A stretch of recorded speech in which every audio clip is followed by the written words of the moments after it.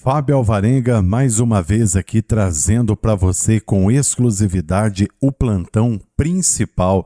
Você não vai acreditar na reviravolta acontecendo, a decisão de Moraes e a martelada que pode vir através de Nunes Marques para poder provar não só a inocência de Cláudio Castro, mas dá voz também ao povo brasileiro que está aplaudindo de pé as operações que se iniciaram no Rio de Janeiro e agora se espalham por todo o território brasileiro. A grande verdade é, o povo já não aguenta mais tanta insegurança e agora chegou a hora, meu irmão, de provar e colocar os pingos nos is. Escute só aí o que pode vir através de Cássio Nunes Marques para poder, de fato, dar um chega para lá nas decisões de Moraes. O ministro Moraes, lá do Supremo Tribunal Federal, veio e, sem mais nem menos, mandou suspender o inquérito da 22 Delegacia de Polícia da Penha. Isso mesmo que você ouviu. Ele mandou parar a investigação que a nossa polícia do Rio estava fazendo. E não só isso, deu um prazo de 48 horas para o delegado responsável, Leandro Gontijo de Siqueira Alves, vir a Brasília se explicar. Explicar por que a polícia estava investigando uma possível fraude. É de cair o queixo, não é? Que o nosso governador possa governar e combater o crime sem ter que ficar se explicando a cada passo e que a nossa justiça seja justa, e não uma ferramenta de poder para quem está lá em Brasília. Que a gente possa, um dia, ver a verdade prevalecer e a lei ser aplicada de forma igual para todos. É inacreditável, pessoal. Moraes dá 48 horas a Cláudio Castro e o pior acontece depois. O desfecho do caso também faz parte do roteiro de aliados de Castro, que contam com uma série de pedidos de vista para o resultado do julgamento só sair quando Carmen já tiver deixado a presidência do TSE em junho do ano que vem, e Cássio Nunes Marques assumir o comando. Ah, meu povo do Rio de Janeiro! Mais uma vez, a gente se vê no meio de uma encruzilhada. É aí que o magistrado Cássio Nunes Marques tem que entrar e fazer a diferença, porque o povo que paga os impostos mais altos desse mundo já está cansado dessa dança de cadeiras para poder evitar a direita conservadora de se reestabelecer e assumir de fato as rédeas do Brasil. Com a vida apertando de um lado e as decisões lá de Brasília, muitas vezes, parecendo um outro universo, de outro. A gente que vive a realidade da bala comendo solta e do medo diário assiste a um verdadeiro espetáculo de horrores e injustiças, onde o combate ao crime parece ser, para alguns, mais um problema do que a solução que tanto imploramos. O governo do Rio de Janeiro informou que irá colaborar integralmente com a Justiça, disponibilizando todos os materiais solicitados por Moraes. A administração estadual também destacou que as imagens captadas pelas câmeras corporais dos policiais seguem um protocolo de armazenamento de 1 ano, ficando acessíveis ao Ministério Público e à Justiça sempre que requisitadas. Começa tudo lá no fim do mês passado, mais precisamente no dia 28 de outubro do ano de 2025. O Rio fervia, como sempre, mas dessa vez por um motivo ainda mais sério: a Operação Contenção. Uma operação de guerra, meu irmão, que mirou nos complexos do Alemão e da Penha, redutos de facções que há anos aterrorizam nossas comunidades e o nosso estado inteiro. A polícia, com a coragem que só quem mora aqui entende, foi para cima. 121 mortos. 121. É muita gente, sim, mas a gente sabe que no meio de uma guerra, especialmente contra um inimigo armado até os dentes e sem escrúpulos, o confronto é inevitável e as perdas acontecem. Bandidos contra a polícia, nessa hora, não tem muito o que fazer. O Estado tem que dar resposta. Tem que proteger o cidadão de bem. E a polícia, com seu suor e seu sangue, estava lá, tentando fazer exatamente isso, desmantelar o que de pior a gente tem por aqui, o Comando Vermelho, que se espalha como uma praga. A gente mal estava se recuperando do susto e do impacto dessa operação gigantesca, quando de repente surge uma situação que, olha, até para quem já viu de tudo nesse rio, deixou todo mundo com a pulga atrás da orelha. A história dos corpos. 70 corpos, mais de 70, retirados da mata e levados para a Praça São Lucas, numa cena que rodou o país. A polícia, na hora, soltou o alerta. Estavam investigando uma possível fraude processual. Uma manobra orquestrada por criminosos para desvirtuar a verdade, para apagar a ligação dos mortos com a facção. O que é que se esperaria? que a investigação seguisse firme, que a verdade viesse à tona. Afinal, quem tem rabo preso, tenta esconder, não é mesmo? Mas aí, meu amigo, o que aconteceu depois só prova que a mão de Brasília está mais pesada do que nunca e muitas vezes trabalha contra o próprio povo. No dia 10 de novembro do mesmo ano de 2025, o ministro Moraes, lá do Supremo Tribunal Federal, veio e, sem mais nem menos, mandou suspender o inquérito da 22 Delegacia de Polícia da Penha. Isso mesmo que você ouviu. Ele mandou parar a investigação que a nossa Polícia do Rio estava fazendo. E não só isso, deu um prazo de 48 horas para o delegado responsável, Leandro Gontijo de Siqueira Alves, vir a Brasília se explicar. Explicar por que a polícia estava investigando uma possível fraude. É de cair o queixo, não é?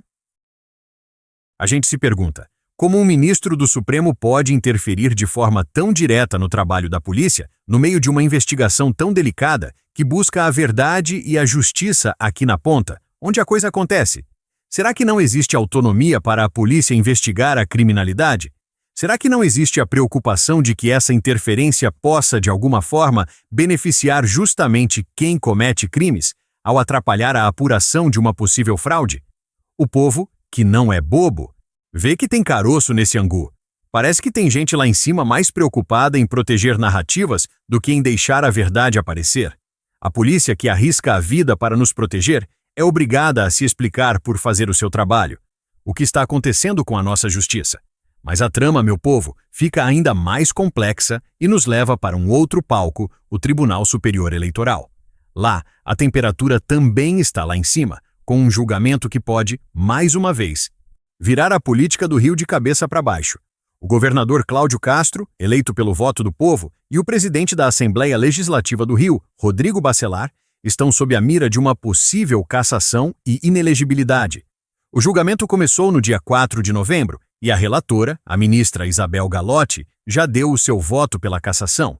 E olha só o timing das coisas. Essa pauta foi colocada na mesa justamente depois da Operação Contenção, aquela que a gente falou, que resultou na morte de 121 criminosos. Não é muita coincidência? O povo se pergunta, será que estão querendo punir um governador que ousa combater o crime de frente? Que tenta botar ordem nessa casa?